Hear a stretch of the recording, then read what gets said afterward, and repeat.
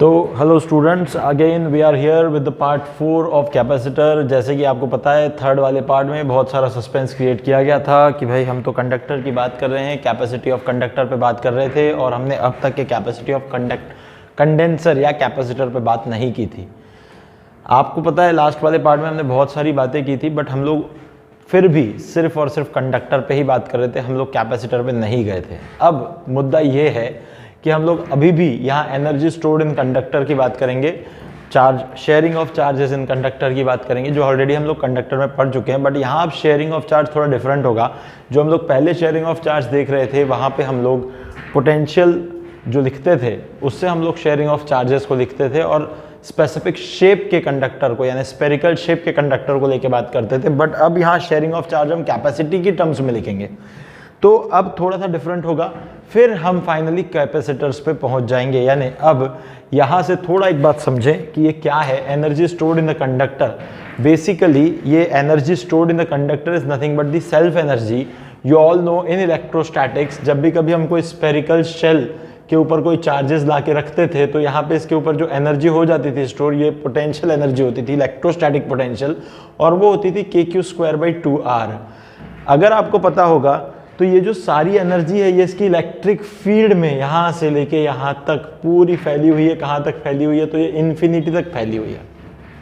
याद करो, इलेक्ट्रोस्टैटिक्स में self energy of a spherical shell या फिर सॉलिड स्फीयर, उसकी जब हम बात करते थे तो उसके सरफेस से लेके इन्फिनिटी तक पूरी एनर्जी ऐसी फैली हुई है, ऐसी पड़ी हुई है। और वो एनर्जी यानी हम कैसे निकालते थे? याद करो, एनर्जी डेंसिटी, इलेक्ट्रिक फील्ड से। तो एनर्जी डेंसिटी हम क्या लिखते थे? तो ½ एप्सिलॉन नॉट E² ये लिखते थे। इससे हम किसी भी पोर्शन के बीच में कितनी एनर्जी है वो निकाल सकते थे। और देखा जाए तो यहाँ सरफेस से लेके इन्फिनिटी के बीच में पूरी एनर्जी फैली हुई है। तो बेसिकली ये भी सोचो कि जब भी कभी किसी कंडक्टर के ऊपर आप चार्जेस लाके जमा करते हो तो एक्चुअली जब चार्जेस आके जमा होते हैं तो वो चार्जेस जमा होते होते वहाँ भी तो पूरे सिस्टम में एनर्जी को जमा कर रहे हैं। वही तो बात है, सेल्फ एनर्जी की ही बात कर रहे हैं हम लोग। तो अब ये सेल्फ एनर्जी कैपेसिटी की टर्म्स में क्या होती है? First of all we need to think over it. हमने सेल्फ एनर्जी निकाली है kq²/2r, पर अब हम उसी को कैपेसिटी के टर्म्स में निकालेंगे, कैपेसिटी के टर्म्स में जज करेंगे वो क्या होती है। तो अब ये सोचो कि एक कंडक्टर है, ठीक है, इसमें यहाँ पे कंडक्टर में हम क्या कर रहे हैं? चार्जेस ला रहे हैं इन्फिनिटी से और चार्जेस ला के डालते जा रहे हैं। अब यहाँ पे जब हम चार्जेस ला रहे हैं तो यहाँ पे हम लोग कह देते हैं let capacity of this conductor, let capacity of this conductor be C and the final charges on the conductor be capital Q, final charges be the capital Q। ठीक है, अब यहां से जब हम ये चार्जेस लाके डाल रहे हैं तो किसी इंस्टेंट पे जब यहाँ पे Q चार्जेस हैं, मान लो कि हम dq चार्जेस लाके डाल रहे हैं और किसी इंस्टेंट पे यहाँ Q चार्जेस जमा हो गए हैं, तो इसका हम जो पोटेंशियल लिखेंगे V इक्वल टू क्या लिख सकते हैं हम लोग? V equal to Q equal to CV लिखते हैं हम लोग। तो V इक्वल टू हम क्या लिख सकते हैं? Q/C लिख सकते हैं। किसी इंस्टेंट पे जब इस पे चार्ज Q है तो इसका पोटेंशियल हम क्या लिख सकते हैं? Q/C, क्योंकि इसकी कैपेसिटी C है। तो अब हम क्या कर सकते हैं? यहाँ पे जो एनर्जी स्टोर्ड है, energy stored in the conductor, actually conductor की एनर्जी नहीं है ये पूरे सराउंडिंग में स्टोर्ड है एनर्जी, और वो कितनी होगी? वो हो जाएगी इंटीग्रल वर्क डन के बराबर। अब जो वर्क डन होगा वो वर्क डन, यानी हम इसको ऐसा लिख लेते हैं dW के बराबर। और जो अब dW होगा, dW जो होता है वो Q इंटू V होता है, या फिर हम ये कह दें कि V इंटू dQ हो जाएगा, क्योंकि हम अगर इन्फिनिटी से यहाँ तक लाते हैं तो इन्फिनिटी का पोटेंशियल तो 0 होता है, तो और यहाँ का पोटेंशियल अगर 0 है तो जो भी डेल्टा V है वो सिर्फ ये वाला V है, इसलिए मैंने V लिख दिया। और dq चार्ज आप यहाँ से उठा के वहाँ ला रहे हो तो work done V into dq हो गया। इसको उठा के यहाँ रख दें तो ये जो एनर्जी स्टोर्ड है this is nothing but the potential energy, it is represented by U। तो U इक्वल टू आ गया dW यानी आ गया V dq, और V की वैल्यू होती है Q/C। उठा के अगर यहाँ रख दो तो पोटेंशियल एनर्जी स्टोर्ड यानी हो जाएगी Q/C dq, और 0 से लेके बड़े Q चार्ज तक, टोटल कैपिटल Q चार्ज हम यहाँ पे ला रहे हैं, देखो यहाँ लिखा हुआ है। तो कैपेसिटी कांस्टेंट है 1/c बाहर लिख दो, इंटीग्रल Q डी क्यू कर देंगे, 0 से capital Q, integral Q D Q आपको पता है Q स्क्वायर बाई 2 हो जाएगा, यानी 1/c, यहाँ पे आ जाएगा Q स्क्वायर बाई 2, यहाँ पे आप लिमिट रख सकते हैं 0 से कैपिटल Q। अब इसको अगर आप थोड़ा और सॉल्व कर लें तो it is 1/2c and this will B Q square minus 0 का square, and finally this potential energy stored is Q square by 2c. This potential energy stored is Q square by 2c. यहाँ एक बहुत important ध्यान रखें, this is the energy stored in the conductor from its surface to infinity, infinity. This is the energy stored in the, नहीं लिखते हैं, by the conductor from its surface to infinity। यानी कि आप ये बात समझें कि दिस इज अ कंडक्टर और ये आपने ऐसे एक इनफाइनाइट दूरी पे एक ऐसी बाउंड्री बना दी, तो यहाँ पे ये जो पूरी की पूरी है, ये पूरी की पूरी सराउंडिंग में ये एनर्जी स्टोर्ड है, और वो एनर्जी कितनी है, तो ये है Q स्क्वायर बाई 2c। अब ये जो एनर्जी है, this is very important, this is the energy stored in the conductor, ठीक है, या energy stored by the conductor. ये एक्चुअली वही वर्क है, सिंपल चीज है यार, कुछ नहीं है, सिर्फ चार्ज को लाते जा रहे थे, वर्क करते जा रहे थे, वही वर्क हमारे पूरे सराउंडिंग में स्टोर हो गया। एक्चुअली वही वर्क इस कंडक्टर की एनर्जी कहलाता है, या वही वर्क को हमने, आप याद करो, इलेक्ट्रोस्टैटिक्स में सेल्फ एनर्जी का नाम दिया था। हमने इसी चीज को वहां सेल्फ एनर्जी का नाम दिया था। आप चाहें तो इस Q स्क्वायर बाई 2c को बराबर वहां से रिलेट कर सकते हैं, आप चाहें तो कैपेसिटी को थोड़ा सा एडजस्ट करके लिखेंगे तो बराबर आपको वही वाला पोटेंशियल मिल जाएगा, बराबर मिलेगा वही सेल्फ एनर्जी, वही चीज़ मिलेगी आपको। इसको थोड़ा मैनिपुलेट करना, वही चीज़ मिलेगी। अब मैं आपको कुछ और बातें बता दूं कि जो पोटेंशियल एनर्जी स्टोर्ड है, ये potential energy, electrostatic potential energy जो स्टोर्ड है, हम इसको Q स्क्वायर बाई 2c भी लिख सकते हैं, या इसको हम लिख सकते हैं हाफ CV स्क्वायर। कैसे आया, तो कुछ भी नहीं है, हाफ CV स्क्वायर कैसे आया मैं बता देता हूँ, और Q इक्वल टू CV होता है तो हाफ इंटू QV भी लिख सकते हैं। कैसे आया है ये पूरे इसके 3 अलग अलग फॉर्म हो सकते हैं। कैसे आया है तो कुछ भी नहीं है, Q इक्वल टू CV, बस ये Q इक्वल टू CV। देखो एक बार Q इक्वल टू CV यहाँ रखा तो C स्क्वायर V स्क्वायर आया, एक C कट गया तो हाफ CV स्क्वायर बन गया, और फिर CV की वैल्यू Q होती है तो एक CV उठाया और Q लिख दिया तो एक V और Q और हाफ आ गया। कुछ नहीं, बस ये Q equal to CV arrange करके हमने यहाँ लिखा है, बाकी कुछ भी नहीं है। पर अब एक बात और सोचो, कैपेसिटर तो वो चीज थी ना जो कि अपने अंदर इलेक्ट्रिकल एनर्जी या फिर इलेक्ट्रोस्टैटिक फॉर्म में एनर्जी को स्टोर करता था। सोचो जरा, इस कंडक्टर की एनर्जी देखो, उसके सरफेस से ऐसे पूरी बाहर फैली हुई है, क्या काम की है वो एनर्जी, पूरी बाहर फैली हुई है, यानी कंडक्टर के सरफेस से लेकर तो इन्फिनिटी तक फैली हुई है। अब इधर 10 रुपए पड़े, उधर 10 रुपए पड़े, 50 रुपए उधर पड़े, 100 रुपए उधर पड़े, ऐसे बटोरते रहो। जितने आलू लाए थे वो सब दुनिया भर में बिखरे हुए, एक एक दो दो, कोई काम के नहीं है। अभी हमें क्या चाहिए कि उनको कोई समेटने वाला चाहिए। एक्चुअली क्या हो रहा, ये जो इलेक्ट्रिक फील्ड लाइंस है ना, ये electric field lines, conductor positively charge है तो वहां से निकल के इन्फिनिटी तक पहुंच रही है, या अगर नेगेटिवली चार्ज है तो इन्फिनिटी से कंडक्टर तक आ रही है। यानी जो इलेक्ट्रिक फील्ड लाइन जितनी ज्यादा फैलेंगी उतनी ज्यादा इसकी एनर्जी भी स्प्रेड होगी। यानी इसका मतलब ये है कि सर कुछ ऐसा करना पड़ेगा कि जो फील्ड लाइन है ना, ऐसे कुछ ही कॉम्प्रेस किसी छोटे से एरिया के अंदर आ जाए, तो फिर वो पूरी एनर्जी उसके अंदर हो जाएगी। यानी फॉर एग्जांपल सर, अगर इसको मैं, ये जो फील्ड लाइंस थी, ये पॉजिटिव अगर कंडक्टर है तो ये पॉजिटिव कंडक्टर से निकल के फील्ड लाइंस जो थी ये निकल के भाग रही थी, और कहाँ खत्म होती है पॉजिटिव से निकल के इलेक्ट्रिक फील्ड लाइन कहाँ टर्मिनेट होती है, तो सर वो तो निगेटिव चार्ज में टर्मिनेट होती है। तो इसका मतलब सर अगर ऐसा करते कुछ कि यहाँ पे ना एक और दूसरा कंडक्टर ला के रख देते जो कि निगेटिवली चार्ज होता, इसका मतलब यहाँ इसके बीच में पूरी एनर्जी जमा हो जाती। तो क्या करते, इसको बांधना था तो वो पूरी एनर्जी बीच में जमा हो जाती। यानी इसका मतलब ये समझ में आया कि एक अकेला आइसोलेटेड कंडक्टर रहेगा तो उसकी एनर्जी ऐसी पूरी दुनिया भर में बिखरी हुई रहेगी।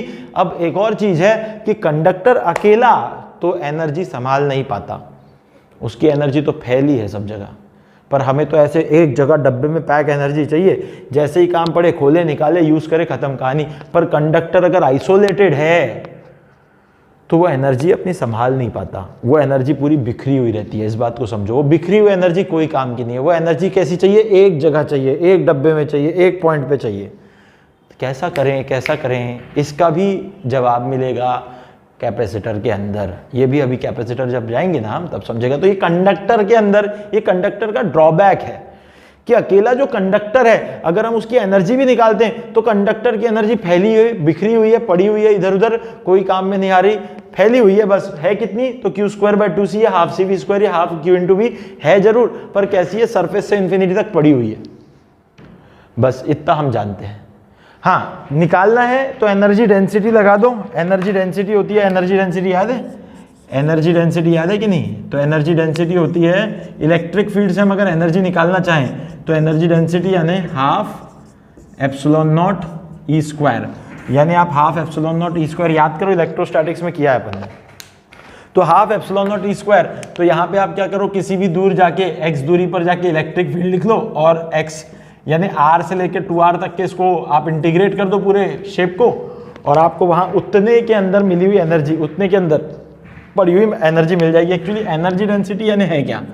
ये एनर्जी डेंसिटी यानी क्या है? तो ये है potential energy du/dv, potential energy per unit volume. आप ले जाओ dv को उधर मल्टीप्लाई कर देना, काम बन जाएगा। ये एक्चुअली ऐसा क्वेश्चन इलेक्ट्रोस्टैटिक्स के वीडियो में दिख जाएगा, ऐसा कर रखा है हमने इलेक्ट्रोस्टैटिक्स में, ये चीज़ हम लोग देख चुके हैं।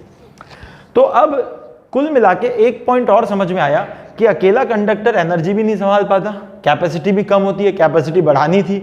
क्या करें कैपेसिटी बढ़ाने के लिए? चार्ज से कम करके, वो सब बातें हम लोग लास्ट वीडियो में देख चुके हैं कि C जो होता है Q/V होता है, तो C प्रोपोर्शनल टू Q गलत बात है। चार्ज कम करके कैपेसिटी कम, या चार्ज बढ़ा के कैपेसिटी बढ़ जाएगी, ये तो गलत बात है।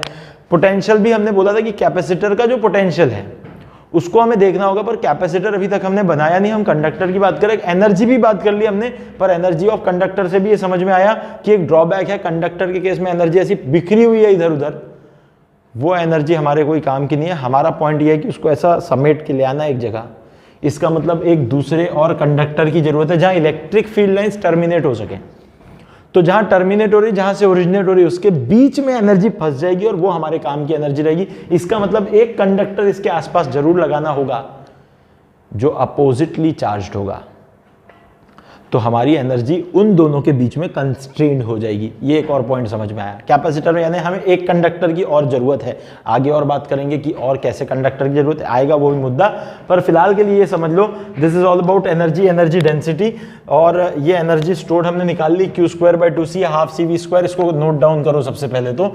और इसके बाद ये this is the energy of the conductor, energy stored in the system due to charged conductor, ये आप ध्यान रखें। अच्छा, कैपेसिटर की एनर्जी भी यही आएगी, Q²/2c इतनी रहती है उसकी एनर्जी भी। तो एक्चुअली यही चीज हमें बाद में भी काम आएगी।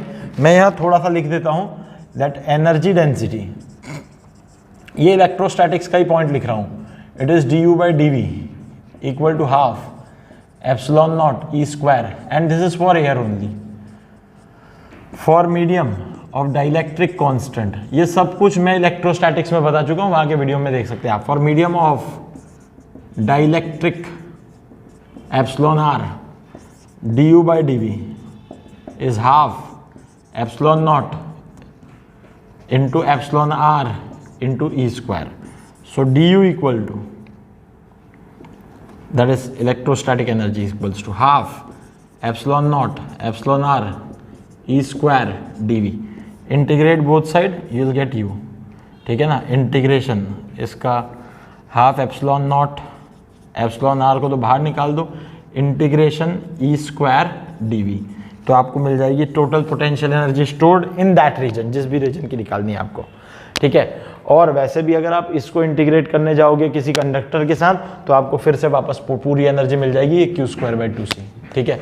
सरफेस से लेकर आप अगर चाहो तो सरफेस से लेकर चाहो अगर, तो वहाँ तक आप जाके पूरी एनर्जी निकाल सकते हो, कोई बड़ी चीज़ नहीं है, ठीक है ना। तो इस तरीके से हम लोग देख सकते हैं इसको, ओके। अब मुझे जो बताना है वो अगली चीज़ ये है, जो मैं बताना चाहता हूँ वो है sharing of charge. This is the energy of the conductor, isolated conductor. अब मैं बताऊँगा sharing of charge in terms of capacity, ठीक है। ये थोड़ा ध्यान रखना, this is also very important topic. Sharing of charge same ही चीज़ है, sharing of charge in terms of capacity of conductor in terms of capacity of conductor, यानी अब हम कंडक्टर की कैपेसिटी के टर्म्स में लिखेंगे इसको, ठीक है। सो अब बड़ी सिंपल सी चीज़ है यार, कोई दिक्कत की बात नहीं है। ये देखो यहाँ से ये पहली वाली वही condition, this is a conductor. वहाँ याद करो अपन ने सिर्फ स्पेरिकल बनाया था, यहाँ हम किसी भी शेप का बना देंगे। अब ए बी, और इसका इनिशियल पोटेंशियल जो है, आप इसका इनिशियल चार्ज क्यू ले लो, क्यू ए ले लो, इसका इनिशियल चार्ज क्यू बी ले लो, ठीक है। और इसका इनिशियल पोटेंशियल V1 और इसकी कैपेसिटी C1, इसकी कैपेसिटी C2, तो V equal to Q by C, तो V1 is equal to Q A by C1, और V2 इज इक्वल टू जो होगा that is Q B by C2। Q A Q B और C1 C2 दिए रहेंगे, ठीक है।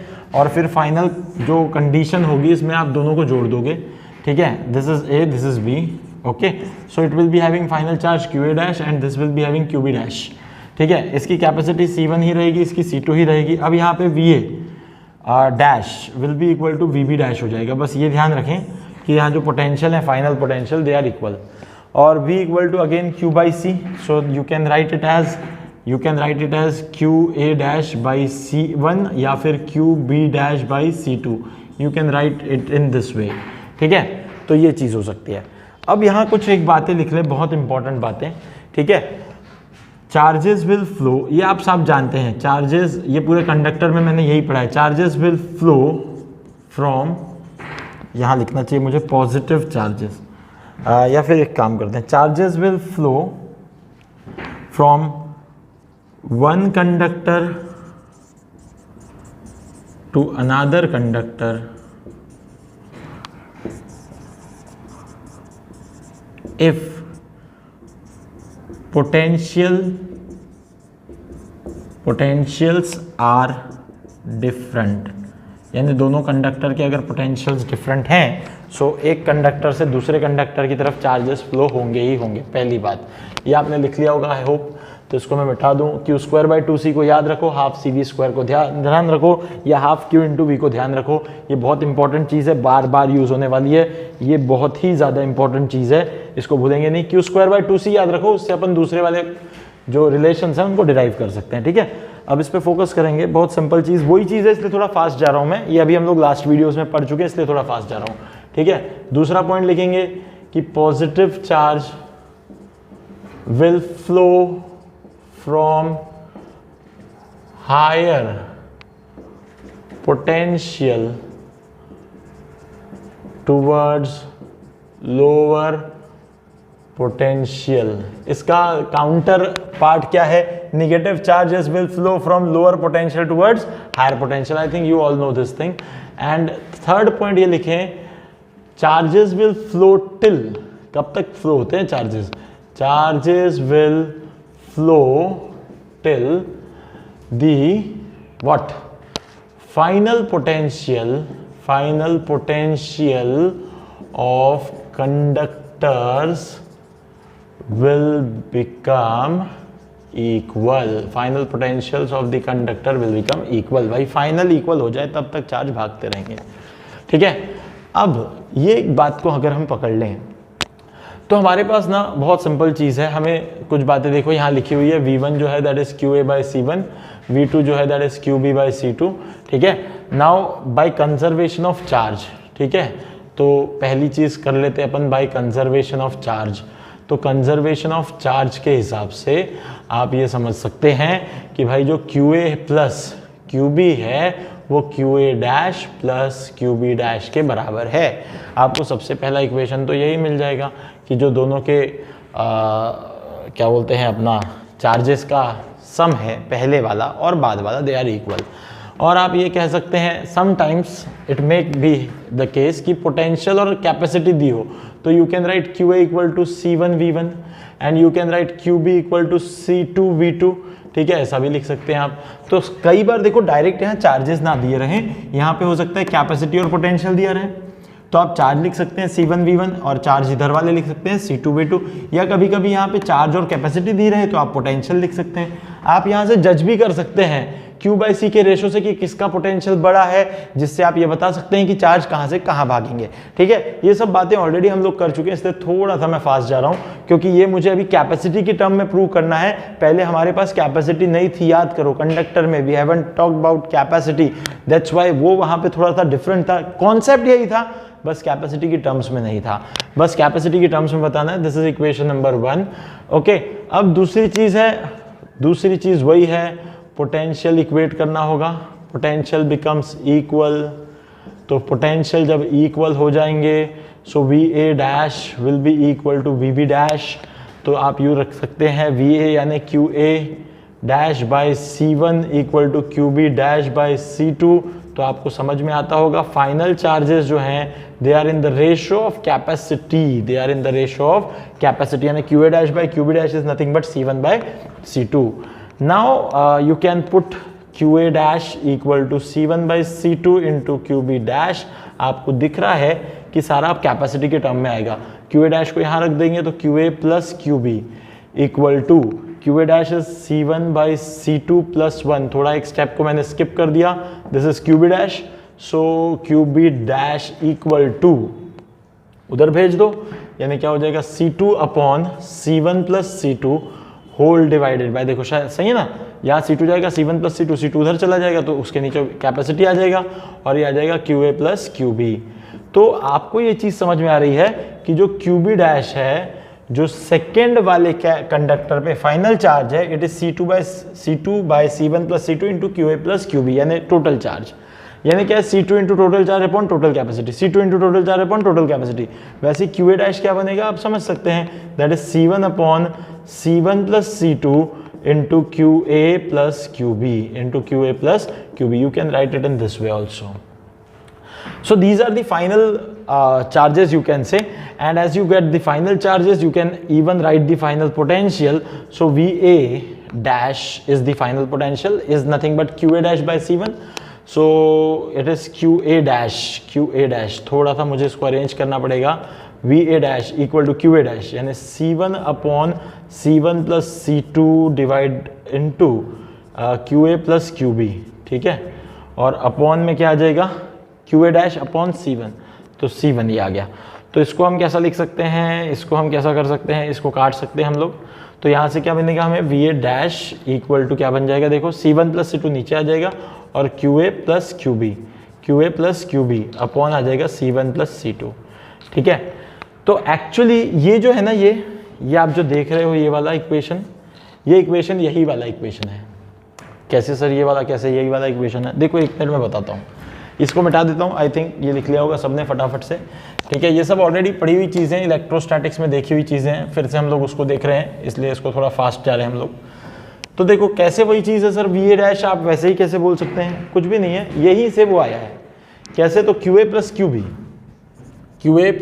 QB, ठीक है, और फिर इक्वल टू QA डैश।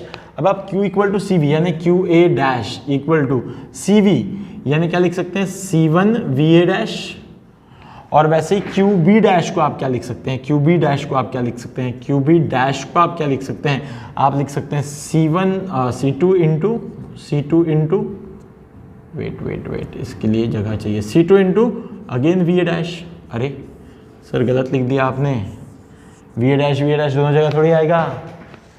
अरे भाई VA डैश और VB डैश इक्वल ही है ना, C2 इंटू VB डैश लिखना था तो VA डैश ही लिख दिया मैंने, क्या फ़र्क पड़ेगा, वो तो इक्वल ही है।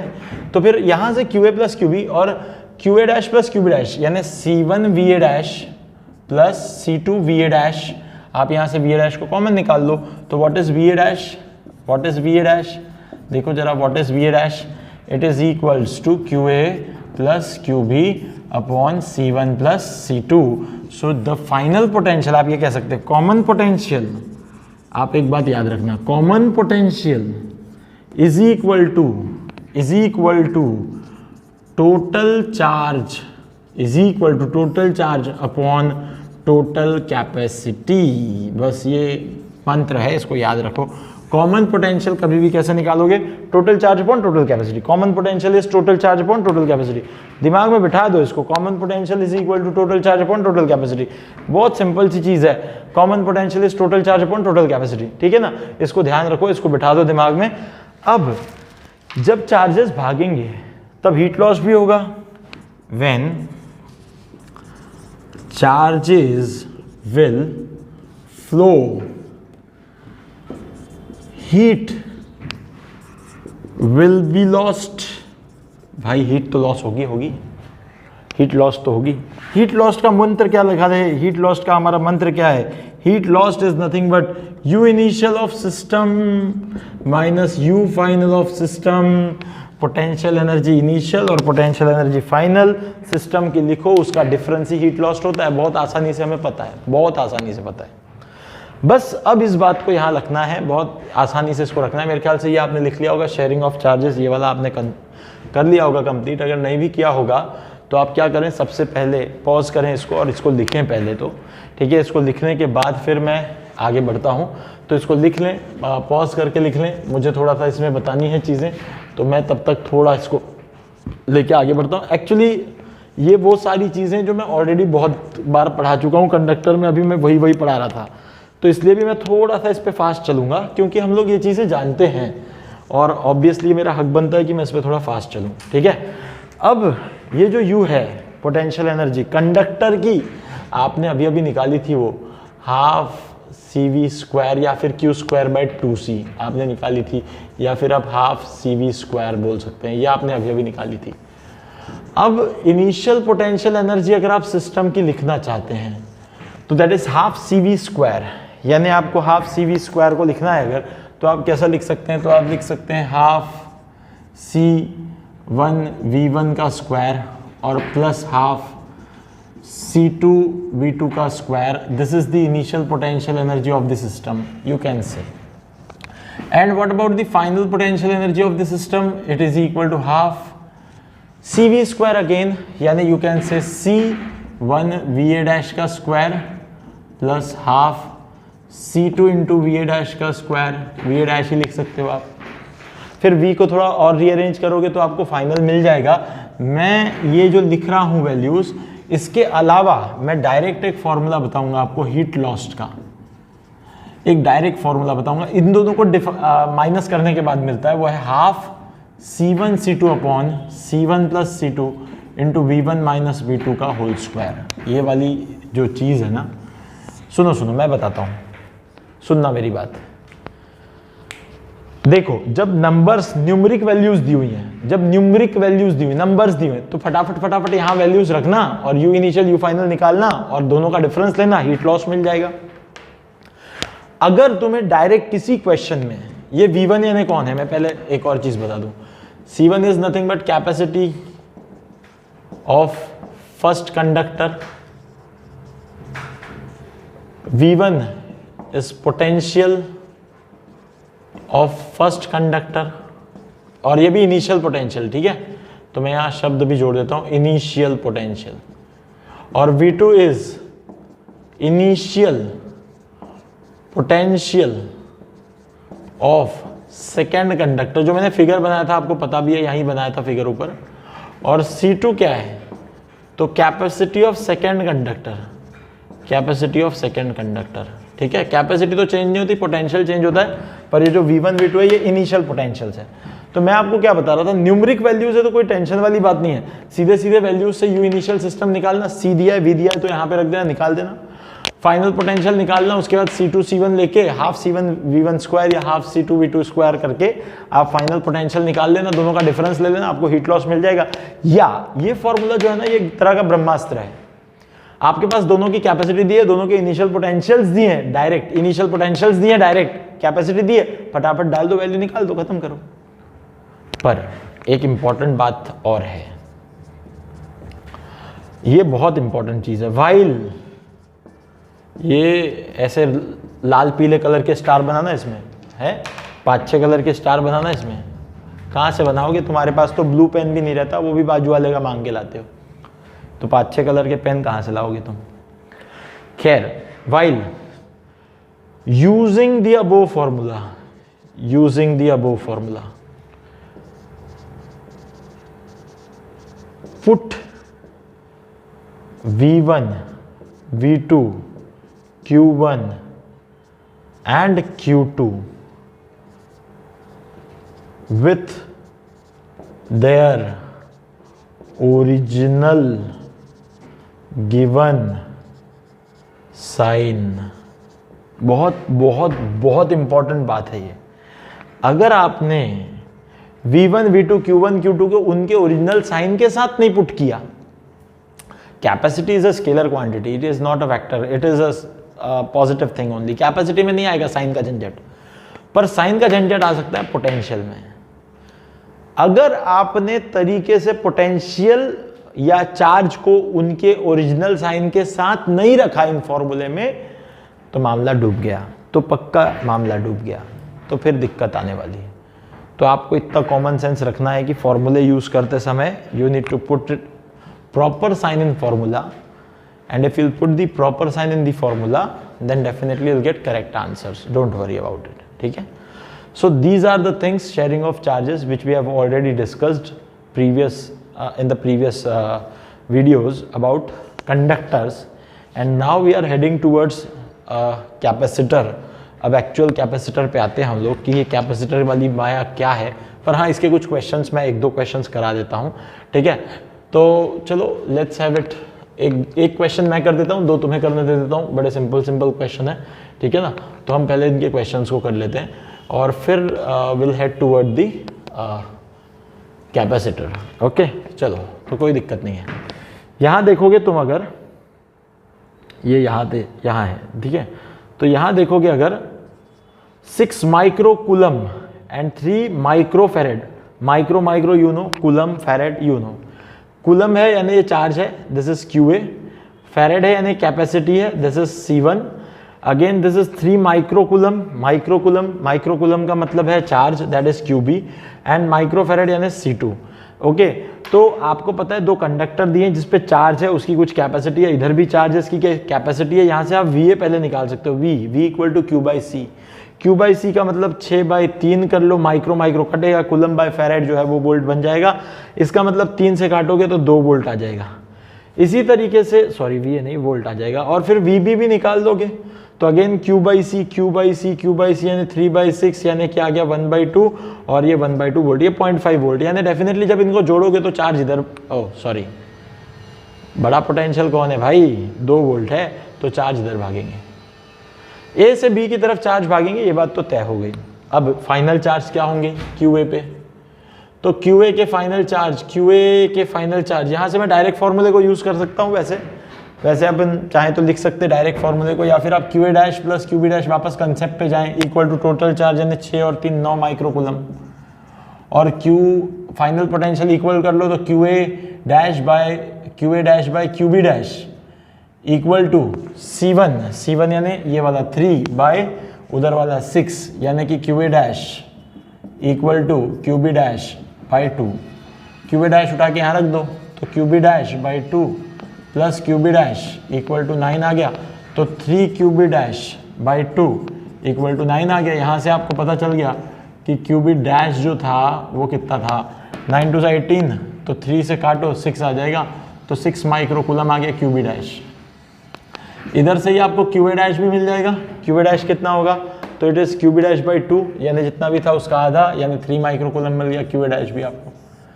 ये आ गई बात। अब इसके बाद आपको फाइनल पोटेंशियल चाहिए, तो final potential V common potential है total charge upon total capacity. तो total charge upon total capacity, total charge कितने 6 और 3, वो तो कंजर्व है, पहले भी 6 और 3, तो 9 माइक्रोकूलम अपॉन टोटल कैपेसिटी यानी 3 और 6 9 microfarad, micro cancel 9 cancel 1 coulomb per farad, that is volt. तो ये आपके पास आ गया V common potential is 1 volt. 1 volt पे आगे चार्जेस का मूवमेंट रुक गया। क्या पूछ रहे थे देखते हैं जरा। Find the final charges on and B, find the heat produce during the flow of charge, find the common potential. Heat निकालनी है। हीट के लिए सिंपल ये फॉर्मूला याद रखो, half C1 C2, C1 is what 3, C2 is what 6 upon C1 plus C2 is what 3 plus 6 9, और V1 minus V2 यानी पहले वाले पोटेंशियल 2 माइनस 0.5, 2 माइनस 0.5 यानी 2 माइनस 1/2 का होल स्क्वायर। तो इसको थोड़ा सॉल्व कर लोगे अगर आप, तो ये 2 से 3 से कटेगा, 3 3 9 9 कट जाएगा, ये 1 बन जाएगा, और 2 माइनस हाफ यानी कितना आ जाएगा 3/2 का whole square. So what you'll get, 3/2 का होल स्क्वायर का मतलब you'll get 9/4, that is heat lost. जगह की कमी बहुत है। Heat lost equals to 9/4 joule, equal to 9/4 joule. Unit को थोड़ा चेक कर लेना, जूल है कि माइक्रो जूल है। देख लेते हैं माइक्रो जूल है कि जूल है। ये तो वोल्ट ही था, ठीक है। नीचे में जो रहेगा तो प्लस होगा, तो प्लस होगा यानी माइक्रोफैरेड प्लस होके माइक्रोफैरेड, यहाँ पे माइक्रो स्क्वायर फैरेड स्क्वायर आ जाएगा, तो माइक्रो रहेगा, यानी ये आंसर जो आएगा this is in micro joule, this should be in micro joule, ठीक है। 9/4 माइक्रो जूल इतनी आएगी, ठीक है। अब मैंने वैसे ये फॉर्मूले लिख के रखे थे इसलिए कि कोई काम पड़ेगा, पर नहीं पड़ा, ठीक है। वैसे भी फॉर्मूले का काम नहीं है, कॉन्सेप्ट का ही काम है, ठीक है ना। तो आई थिंक आपको ये समझ में आई होगी चीज़। मैं कुछ 2 या 3 क्वेश्चन देता हूँ फटाफट से, वो 2 या 3 क्वेश्चन आपको करने हैं, ठीक है ना। अब आप कर सकते हैं आई थिंक, और बड़े सिंपल क्वेश्चन है यार, उसमें कुछ है नहीं, बस यही है कि कैपेसिटी की टर्म्स में लिखना था, इतना ही ध्यान रखना है आपको, और हम लोग फिर आगे बढ़ जाते हैं, ठीक है ना। तो मैं इसको मिटाता हूँ, आप फटाफट इसको पॉज करें, पॉज करने के बाद इसको लिख लें, और पॉज करने के लिखने के बाद आपको एक चीज़ और मिलेगी, इधर 3 क्वेश्चन लिख देता हूँ फटाफट, 2 या 3 जितने भी होंगे मेरे पास, और फिर आप अपना जो है क्वेश्चन लिखने के बाद में वापस से आ जाएं अपनी दुनिया में वापस, फिर आगे बढ़ेंगे, आगे पढ़ेंगे, कैपेसिटर पे काम करेंगे। अब finally we are in that league कि now we can go with capacitor, ठीक है ना। अब कैपेसिटर जो था वो क्या था, वापस से वहीं बेस की तरफ आते हैं कि जो कैपेसिटी थी, वो कैपेसिटी थी Q/V, ठीक है। अब जो Q/V थी, तो आपने ये बात तो तय कर ली थी कि कैपेसिटी जो डायरेक्टली प्रोपोर्शनल टू Q दिखती है वो बात गलत है। Capacity directly proportional to V तो है ही नहीं, क्योंकि ऐसा नहीं हो सकता कि चार्ज बढ़ाए तो कैपेसिटी बढ़ जाएगी, तो वो बात तो सही नहीं थी। पहले मैं क्वेश्चन दे देता हूँ 2-3 फटाफट, छोटे छोटे क्वेश्चन है, कर लेना, है ना। यहाँ लिख देता हूँ क्वेश्चन नंबर 2, ठीक है। व्हेन, अभी कर लेना फटाफट, मैं देख ही रहा हूँ। When 2 isolated conductor are connected by wire,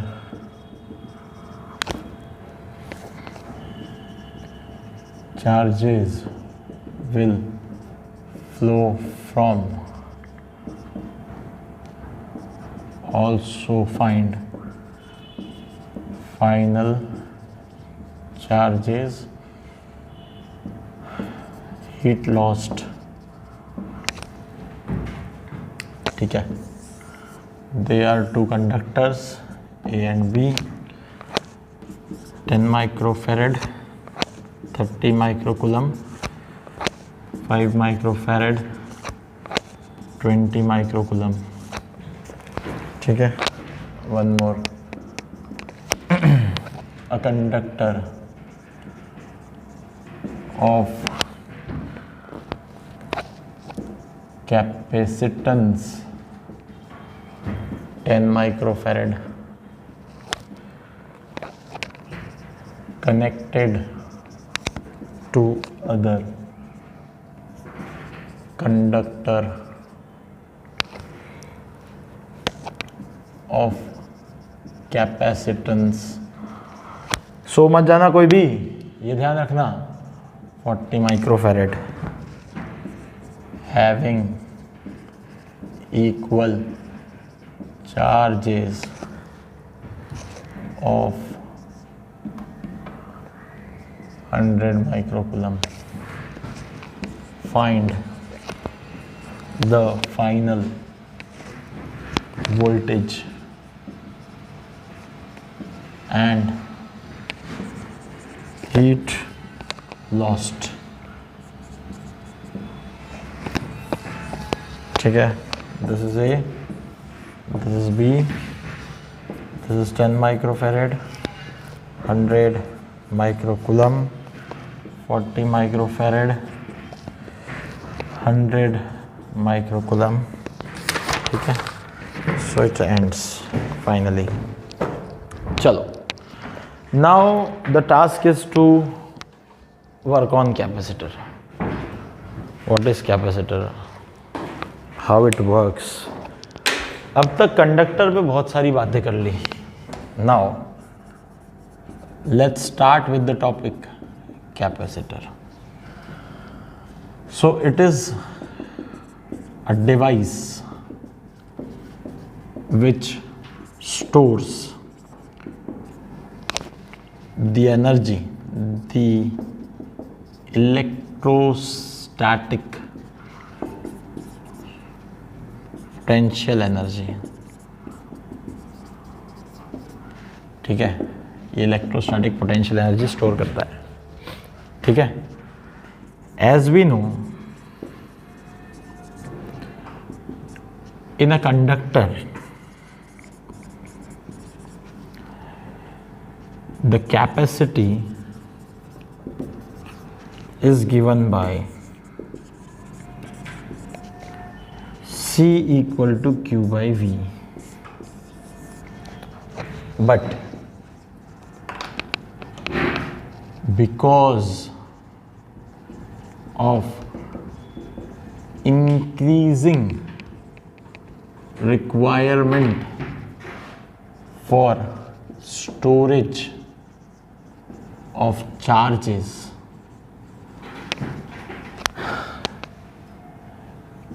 capacity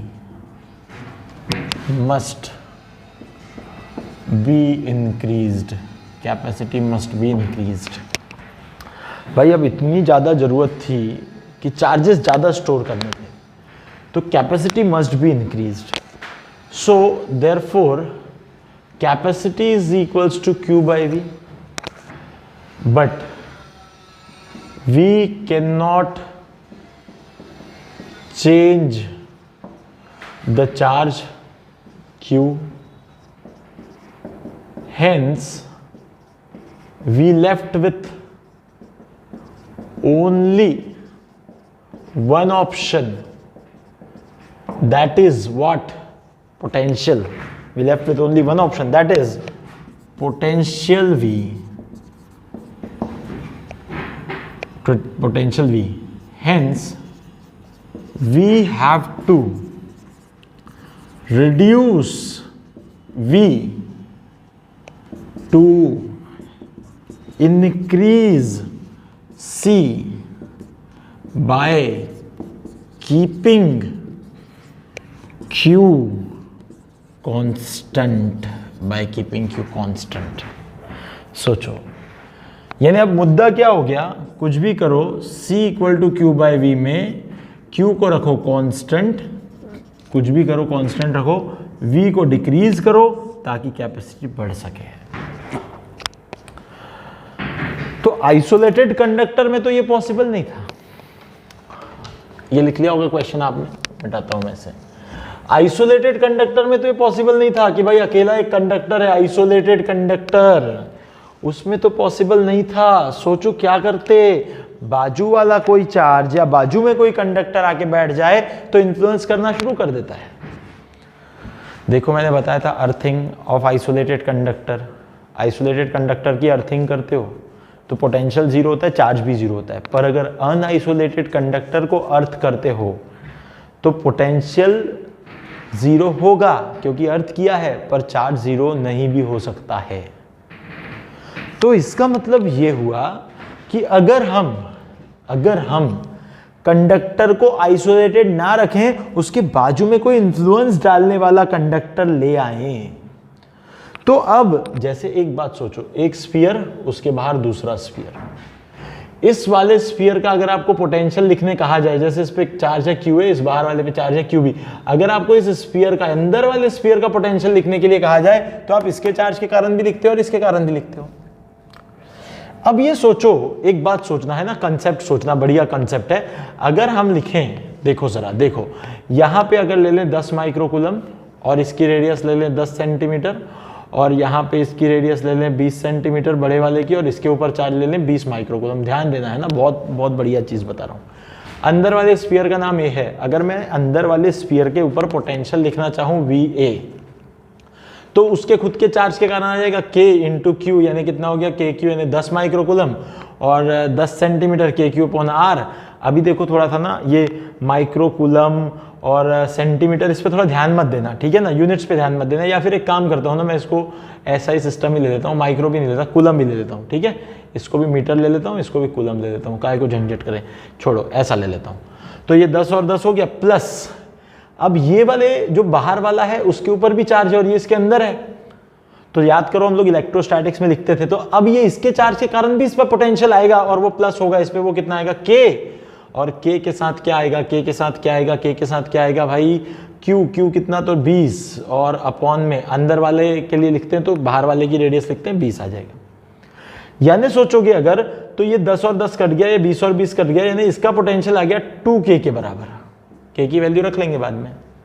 पर सोचो यहां पॉजिटिव चार्ज था, तो इसका जैसे ये अकेला अगर सोचते हैं कि अगर ये अकेला छोटा स्फीयर अकेला रहता, आइसोलेटेड रहता, छोटा स्फीयर आइसोलेटेड रहता, छोटा स्फीयर आइसोलेटेड है, अकेले बैठा है, 10 की रेडियस है, उसके ऊपर चार्ज भी 10 कूलम है, तो इस ए वाले जो है अपना स्फीयर, उसका पोटेंशियल हो जाता K 10 और अपॉन में 10 कट जाता तो K के बराबर हो जाता। पर जब बाहर भी एक और स्फीयर रखा जिसपे पॉजिटिव चार्ज है, तो अब इसके इन्फ्लुएंस में भी इसका पोटेंशियल आएगा, पर बढ़ रहा है पोटेंशियल। थोड़ा उल्टा सोचो, अगर यहां +20 ना होके यहां -20 चार्ज होते, तो अगर -20 होते तो ये माइनस साइन यहां लग जाता, माइनस साइन जब यहां लग जाता तो ये क्या हो जाता, देखो जरा, K -2K, यानी क्या हो जाता -K, यानी कम हो गया पोटेंशियल, निगेटिव में चला गया भाई। इसका मतलब ये कि अगर आप किसी कंडक्टर के पास, किसी पॉजिटिवली चार्ज कंडक्टर के पास कोई ऐसा कंडक्टर रख दो जो निगेटिवली चार्ज्ड है, तो वो अपने इन्फ्लुएंस में इस पॉजिटिवली चार्ज कंडक्टर के पोटेंशियल को रिड्यूस कर सकता है। पर सबसे बड़ी बात, चार्ज को कांस्टेंट रखते हुए कर सकता है। सबसे बड़ी बात, कैसा कर सकता है, चार्ज को कांस्टेंट रखते हुए। वही तो चाहिए था कि कुछ भी करो, चार्ज को रखो कांस्टेंट, पोटेंशियल को करो कम जिससे बढ़े कैपेसिटी। तो आपको एक ब्रह्मास्त्र मिल गया यहां कि पोटेंशियल कम करने का अब एक ही तरीका है कि इस कंडक्टर को आइसोलेटेड मत रहने दो, इसके पास एक दूसरा कंडक्टर ले आओ जिसका खुद का निगेटिव चार्ज हो, जिसके ऊपर खुद निगेटिव चार्ज हो, जो क्या करेगा, इसके पोटेंशियल में से अब अपना निगेटिव चार्ज के कारण कुछ निगेटिव पोटेंशियल डालेगा, जिससे ओवरऑल पोटेंशियल कम हो जाएगा। पर चार्ज जो है, क्योंकि इसको कहीं कनेक्ट थोड़ी करना है आपको तो सिर्फ बाहर लाके रखना है दूसरा। इसको बड़ा सिंपल तरीके से समझाता हूं। देखो ये नंबर से तो समझ गया होगा, ये नंबर के अलावा मैं एक बहुत इंपॉर्टेंट एक सिंपल कॉन्सेप्ट समझाता हूं। देखो एकदम ही सिंपल, यहां पे मान लेते हैं कि ये एक अपने पास कंडक्टर A था, इसके ऊपर चार्ज QA था, इसका खुद का पोटेंशियल VA था, इसकी कैपेसिटी CA थी। आप अगर यहां पे कैपेसिटी लिखते हो CA तो Q/V हो जाएगी, दैट इज QA/VA। ये आ गई इसकी कैपेसिटी। अब इसी के पास यहां पे पॉजिटिव चार्ज थे ना, ये प्लस चार्ज। अब इसी को क्या किया हमने, this was isolated conductor, this was isolated conductor. अब हमने क्या किया, यहां से नाउ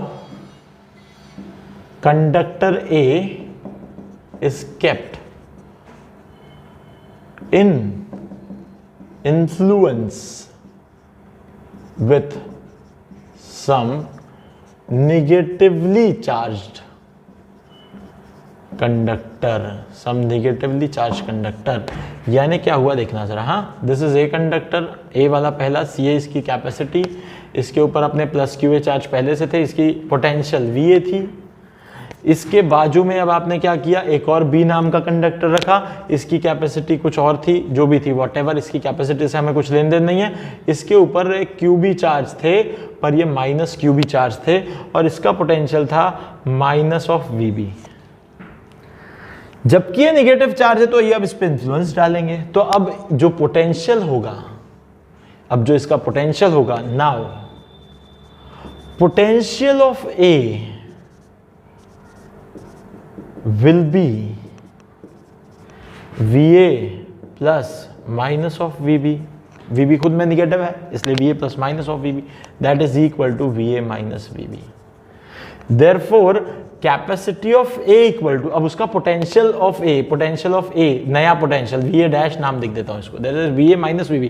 तो कैपेसिटी ऑफ A से ये CA डैश, ये आइसोलेटेड कंडक्टर की कैपेसिटी थी CA, अब ये इन्फ्लुएंस्ड कंडक्टर की कैपेसिटी है CA dash is nothing but QA upon VA dash, and which is nothing but QA upon VA minus VB, VA minus VB। सोचो, in this way what you did, you just decreased the potential of this conductor A। जैसे A का potential आपने कम किया, automatically capacity बढ़ गई CA dash in this case. अभी और एक चीज लिखते हैं यहां, here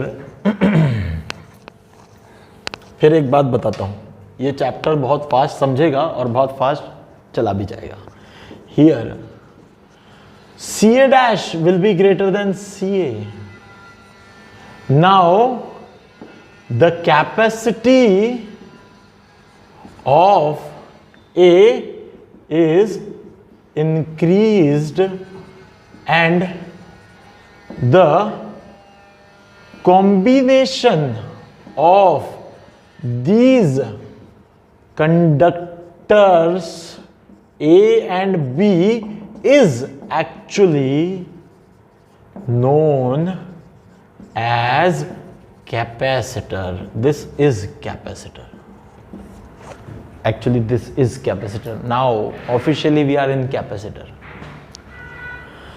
Because a single isolated conductor is not sufficient energy। अच्छा हाँ, एक और सबसे बड़ी बात, अब पता है क्या होगा, ये पॉजिटिव ये नेगेटिव, ऐसे इलेक्ट्रिक फील्ड यहाँ यहाँ देखो जरा, दिस इज इलेक्ट्रिक फील्ड। हाँ, energy is also bounded, potential energy is also bounded between these two conductors। so कितने सारे फायदे हैं। now energy is also bounded between two conductors, ठीक है। these two conductors are known as plates of capacitor। These two conductors are known as plates of capacitor। ठीक है, अब यहां से आगे बढ़ोगे आप तो इसमें कुछ बातें और ध्यान लेंगे। ठीक है, यहां से आगे देखो जरा, इनको क्या बोलते हैं, प्लेट्स ऑफ कैपेसिटर। इसके बाद यहां depending on the shapes of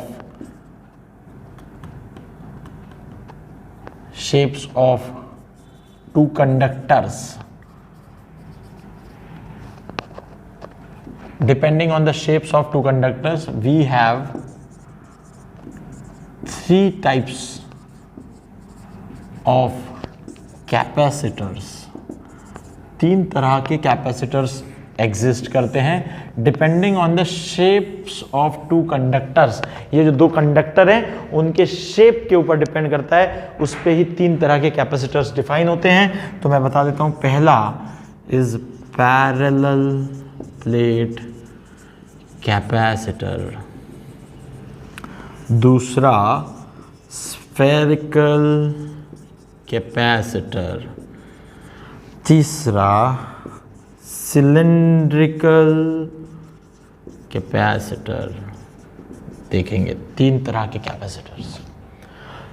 parallel plate यानी एक प्लेट, उसके बाद जो है दूसरा प्लेट, एक प्लेट दूसरा प्लेट, पूरी एनर्जी इनके बीच में बाउंड, बहुत कॉमनली यूज होने वाला capacitor parallel plate capacitor.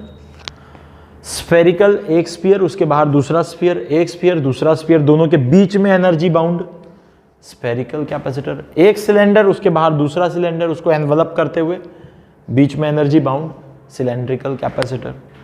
So in general there are three fundamental basic types of capacitor, that is parallel plate, spherical, second one is the, third one is the cylindrical capacitor, है ना। तो इस तरीके से तीन तरह के कैपेसिटर्स पाए जाते हैं। पानी तो होगा शायद, यहाँ नहीं है, एक मिनट। तो इस तरह से अपन देखें तो 3 तरह के कैपेसिटर्स पाए जाते हैं और वो 3 तरह के कैपेसिटर्स में हमने यहाँ पे लिख लिया उनको क्या होते हैं।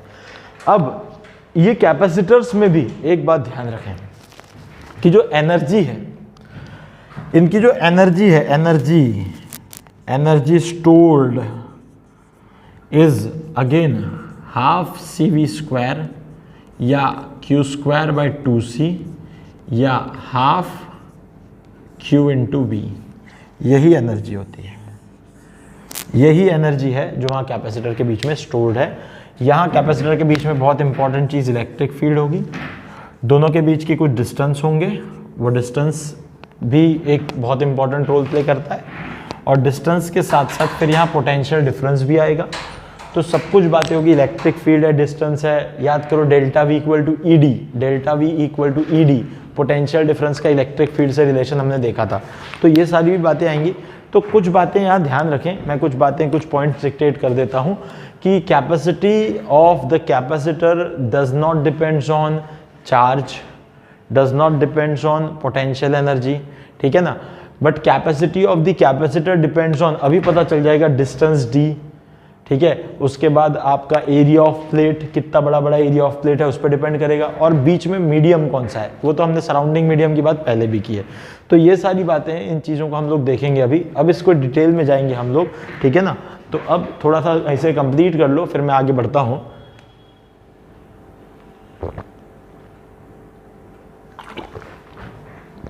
कितना टाइम हो गया है? ओके, तो अब हम आगे बढ़ते हैं, ठीक है। तो this is the energy stored, types of capacitor भी लिख दिया मैंने। अब सबसे पहले ना हम एक काम करेंगे, हम कैपेसिटी को निकालने की कोशिश करेंगे, ठीक है। हमने पोटेंशियल तो डिक्रीज कर लिया, यानी तुम्हें अब एक बात समझ में आनी चाहिए कि एक आइसोलेटेड कंडक्टर जो था वो कैपेसिटी को नहीं बढ़ा सकता था, इसीलिए उसके पास एक निगेटिवली चार्ज कंडक्टर लाके रखा, जिसने क्या किया कि ओवरऑल उस कंडक्टर का, जो पहले वाला कंडक्टर था, उसका पोटेंशियल कम कर दिया, बट उसके चार्ज को कांस्टेंट रखा, जिससे ओवरऑल उस कंडक्टर की कैपेसिटी बढ़ गई। ये कॉन्सेप्ट ही है कैपेसिटर का, यही कॉन्सेप्ट या यही सबसे इंपॉर्टेंट चीज़ है कैपेसिटर के अंदर, कि आपने दूसरा एक कैपेसिटर के पास दूसरा एक कंडक्टर लाया, वो कंडक्टर निगेटिवली चार्ज था, जिसने इस अपने इन्फ्लुएंस में इसके पोटेंशियल को रिड्यूस किया, ओवरऑल इसकी कैपेसिटी बढ़ाई। Ca' is the new capacity with the reduced potential, Ca was the initial capacity when the conductor was isolated, and the combination of these two conductor is actually known as capacitor। इसका मतलब capacitor कभी एक अकेला नहीं हो सकता, capacitor हमेशा दो कंडक्टर्स की पेयर रहेगा।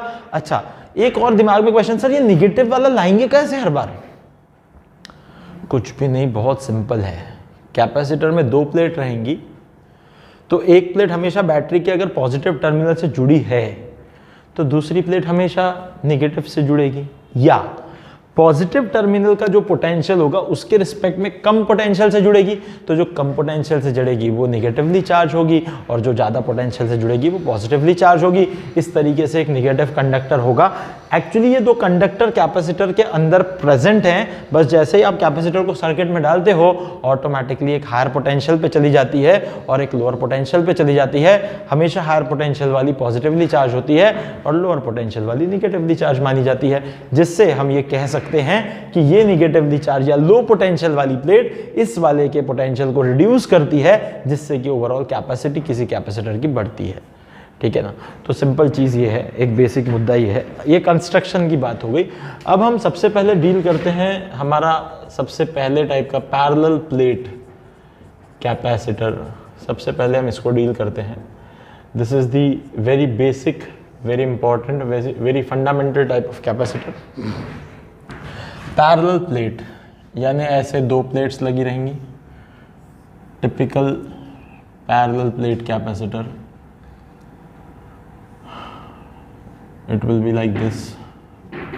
Avoid ड्राइंग अच्छी नहीं है, फिर भी अच्छी बनाने की कोशिश करेंगे। तुम लोगों से तो अच्छी बनेगी, गधों, तुम्हारे पास पेन पेंसिल होता है फिर भी तुम इतने गंदे फिगर बनाते हो। अभी देखिए मैंने कॉपी तुम्हारी।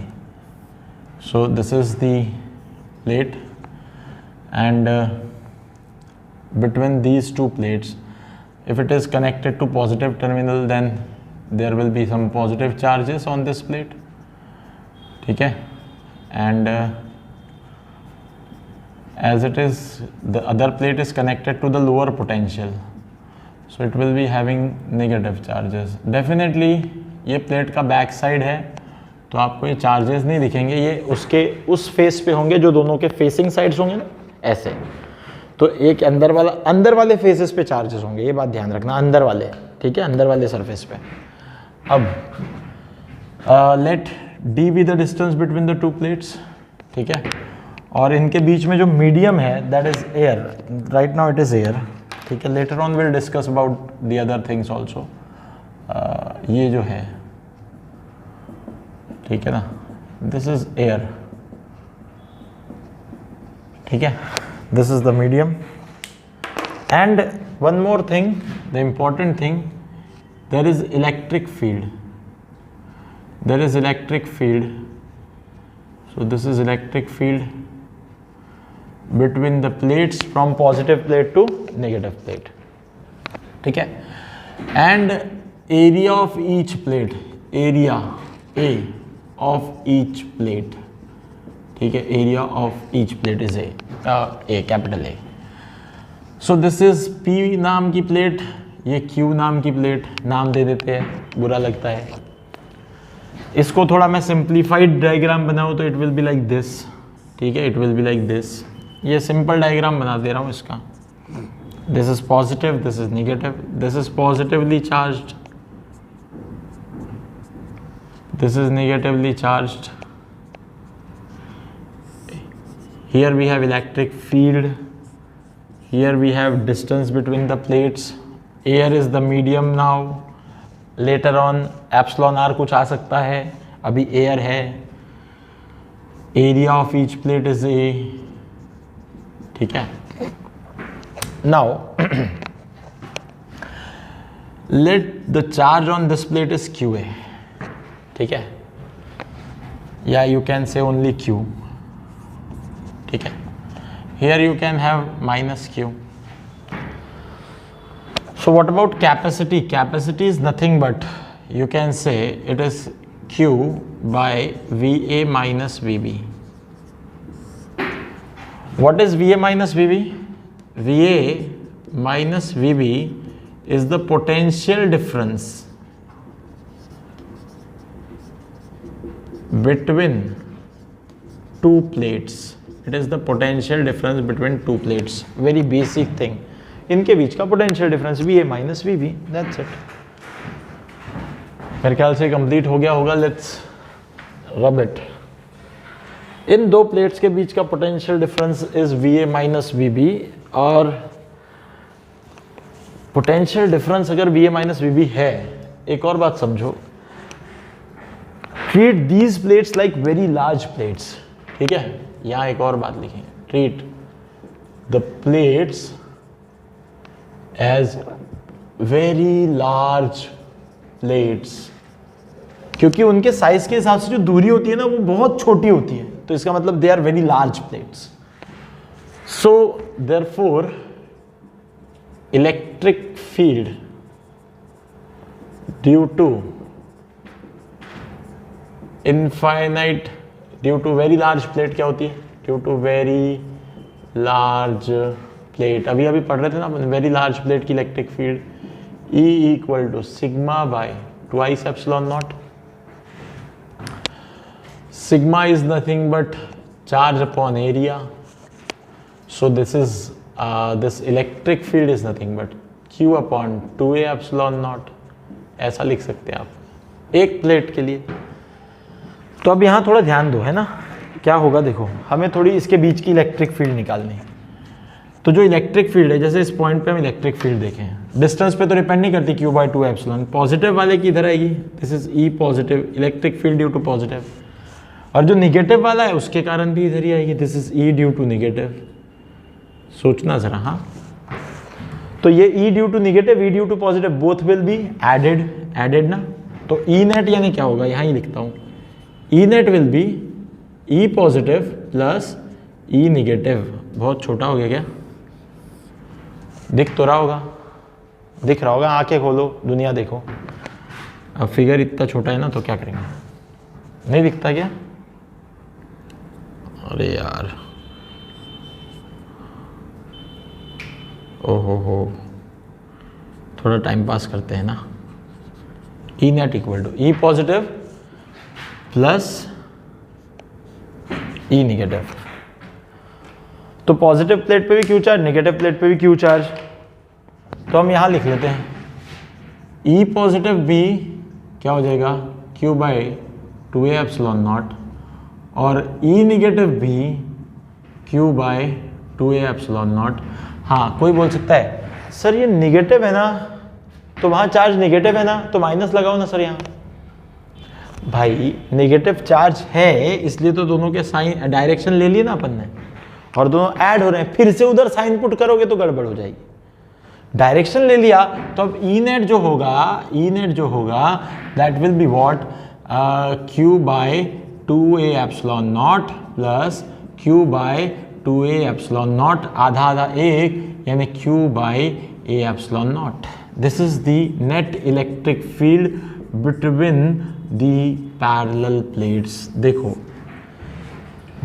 एक की सिग्मा बाय 2 एप्सिलॉन नॉट, दूसरे की सिग्मा बाय 2 एप्सिलॉन नॉट।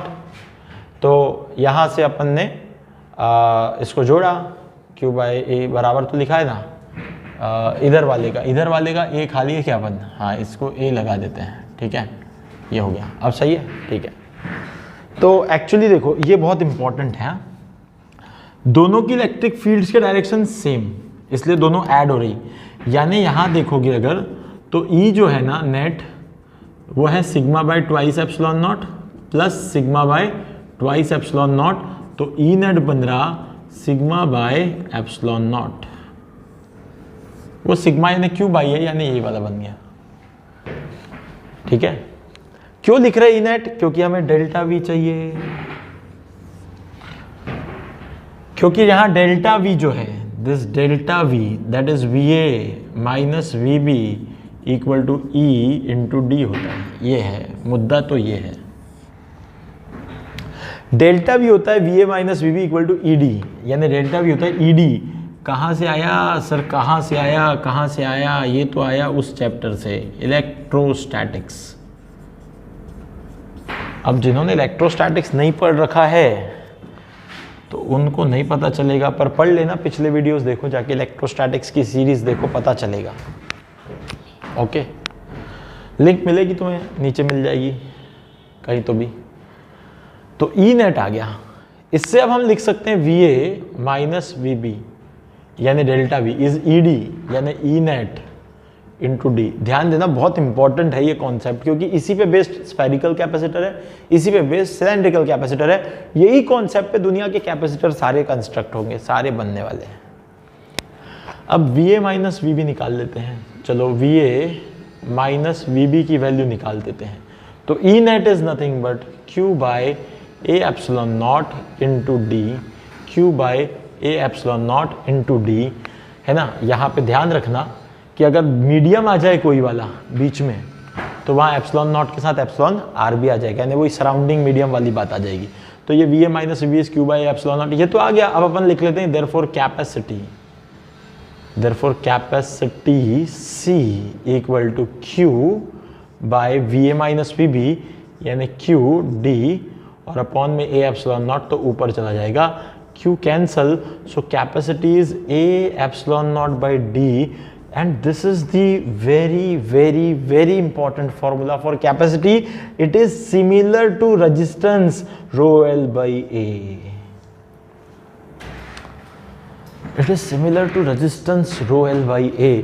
बस एक चीज और इसमें जोड़नी पड़ेगी कि अगर बीच में कोई मीडियम आ जाए, इसको थोड़ा और अप्रोप्रिएट लिखता हूं मैं, जस्ट वेट, इसको थोड़ा और अप्रोप्रिएट लिखता हूं मैं, इसको और बढ़िया बनाता हूं मैं, इसको और जबरदस्त लिखते हैं। देखो कैसे, यहां if some dielectric medium is present between the plates, if some dielectric medium is present between the plates, apart from air of permittivity epsilon r, then capacity is given by C. Epsilon naught के साथ epsilon R आ जाएगा, तो it will be A epsilon naught epsilon R by D. This is the complete decorated formula for capacity. C, यानी ये कैसा बन गया? This is a parallel plate. Okay, this is some distance d. Here we have some medium of permittivity epsilon r, and the area of these plates is A, and d epsilon r, everything is there. So this is the complete decorated capacitor whose capacity is given by this C. Similar to this resistance R equal to rho L by A. जैसे कि ये resistance resistivity length area पे depend करता है, वैसे ही capacity of capacitor area of plate medium distance between the plates पे depend करता है. यानी यहां लिखेंगे नोट बना के, capacity depends on area of plate surrounding medium epsilon R and distance between the two plates. सोचो कितनी जबरदस्त चीज. अभी हमने बहुत बेसिक कैपेसिटी डिफाइन की है. याद करना इसको, बिल्कुल पढ़ लेना. ये थोड़ा वीडियो लंबा हो गया है, यहाँ रुकना जरूरी है, पर एक और मिस्ट्री के साथ तुम्हें छोड़ देता हूं यहाँ पे. Sir, positive plate negative plate so close to each other, चिपक जाना चाहिए. कितना स्ट्रॉन्ग अट्रैक्शन होगा ना, चिपक जाना चाहिए. ठीक है, तो इसका आंसर कल मिलेगा, क्यों नहीं चिपकते. और इतना स्ट्रॉन्ग फोर्स जब एक दूसरे पे लगाते हैं तो भी क्यों चिपक नहीं जाते. कल के लिए आप ढूंढ के आएंगे कि एक प्लेट दूसरी प्लेट पे कितना फोर्स लगा रही है, पहली बात. और दूसरी बात, क्या दोनों प्लेट एक दूसरे पे अलग अलग फोर्स लगा रही होंगी, कल ढूंढ के आएंगे. और फोर्स तो लग रहा है, स्ट्रॉन्ग अट्रैक्शन है, पर दोनों एक दूसरे पे क्या इक्वल फोर्स लगा रही हैं, और क्या दोनों जो फोर्स लगा रही है वो कितना लगा रही हैं एक दूसरे पे, और इतने फोर्स के बावजूद वो चिपक क्यों नहीं जाती. ठीक है, इन बातों के साथ कल आगे बढ़ेंगे और आज यहाँ रुक जाएंगे. And finally we have started capacitor now. ठीक है, और अगर आज आपको थोड़ा भी मज़ा आया हो तो लाइक सब्सक्राइब शेयर जितना ज़्यादा आप बढ़ा सकें इसे बढ़ाएं. ठीक है, डेफिनेटली हम आपको वो चीज़ें देंगे जिससे आप बहुत अच्छे क्वेश्चंस या बहुत अच्छे स्टैंडर्ड का मटेरियल सॉल्व कर पाएंगे, अगर आप पढ़ने वाले स्टूडेंट हैं तो. अगर आप फैंसी आइटम है, घूमने फिरने वाले हैं, डेकोरेटेड आइटम हैं, तो यहाँ आपके लिए कुछ नहीं है. ठीक है, so for now will stop. Thank you very much and good bye.